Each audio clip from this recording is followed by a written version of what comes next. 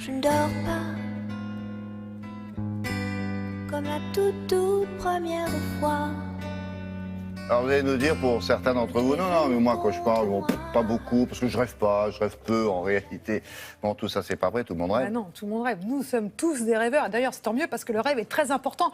Il permet par exemple de consolider notre mémoire, il permet de gérer les émotions. Quand vous avez des trucs qui se sont mal passés dans la journée, vous rêvez et ça permet au cerveau de mieux digérer, vous voyez, ces événements un peu douloureux. Et puis le rêve permet aussi d'anticiper. Est-ce que vous n'avez pas rêvé de venir sur un plateau de télévision en pyjama, par exemple? Non, si. On aurait même 100 pyjamas.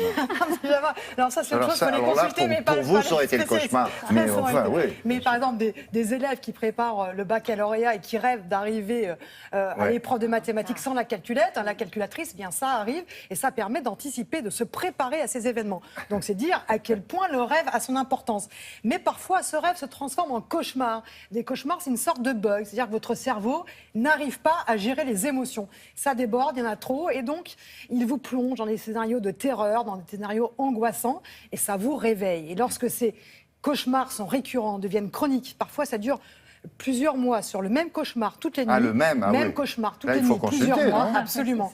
Et là, ça devient invalidant et dans le quotidien, eh bien, ça apporte certains troubles. Alors justement, eh bien, il faut savoir que depuis quelques mois, depuis février, à la Salpêtrière, à l'hôpital de la Pitié-Salpêtrière, il y a une nouvelle consultation qui s'est ouverte, qui se propose de prendre en charge, en particulier après les attentats de 2015, de prendre en charge les gens qui souffrent de cauchemars, en particulier lorsqu'ils ont été confrontés à des chocs traumatiques. Ah oui. Alors, l'idée, c'est quoi? Eh bien, c'est de prendre votre cauchemar et de le transformer en rêve. On va réécrire l'histoire. Et c'est très facile. Vous pouvez le faire à la maison. C'est très simple, à la portée de tous. Il y a un kit, il y a un petit non, il n'y a pas un kit. Non. Vous allez à cette consultation et il vous explique, il essaie de gérer, de voir s'il n'y a pas un autre problème. Ouais. Et si simplement ce cauchemar devient récurrent, eh bien, on réécrit l'histoire et on fait une happy end. Et vous pouvez le faire à la maison. Explication du professeur Arnulf.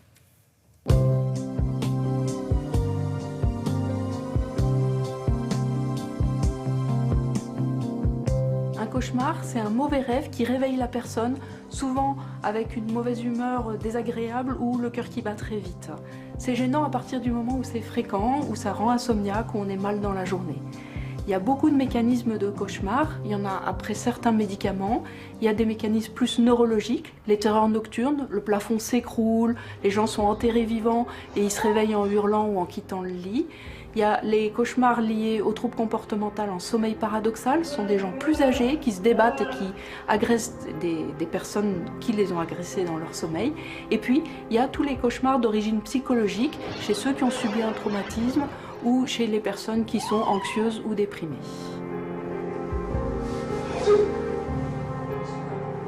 On prend en charge les cauchemars quand ils deviennent gênants, quand ils impactent sur la forme dans la journée, sur l'humeur dans la journée, quand ils rendent les gens insomniaques, qu'ils ont peur d'aller se coucher ou qu'ils se réveillent longtemps après le cauchemar. Après un traumatisme, on considère que c'est normal que le cerveau fasse des cauchemars ou des mauvais rêves.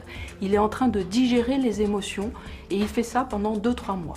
À partir du 3e mois, si les cauchemars persistent, après un traumatisme, il faut consulter et prendre en charge le cauchemar lui-même. Pour prendre en charge la maladie des cauchemars, c'est-à-dire les cauchemars qui sont récurrents, toujours les mêmes, qui reviennent la nuit, plutôt en fin de nuit, par exemple en post-traumatique, mais pas toujours, on peut utiliser la répétition d'images mentales, qui est une technique qui nous vient d'Amérique du Nord et qui consiste à prendre le cauchemar lui-même ou ses dérivés, puisque les gens élaborent toutes sortes de scénarios, à prendre ce scénario qui sont des images et des histoires et à le modifier et visualiser le nouveau scénario, que ce soit sur un dessin ou surtout dans sa tête avant de dormir.